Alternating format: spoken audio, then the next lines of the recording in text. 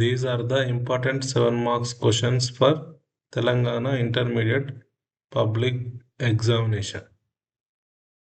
The topic is integration. First question, obtain reduction formula for In equal to integration of sin power nx dx.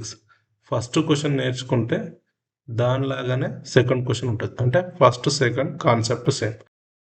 Third one నేర్చుకుంటే fourth one వచ్చేస్తుంది. Next fifth one నేర్చుకుంటే sixth one కూడా వచ్చేస్తుంది. ఓకేనా? Out of 6 questions, 1 question will come 99.9%.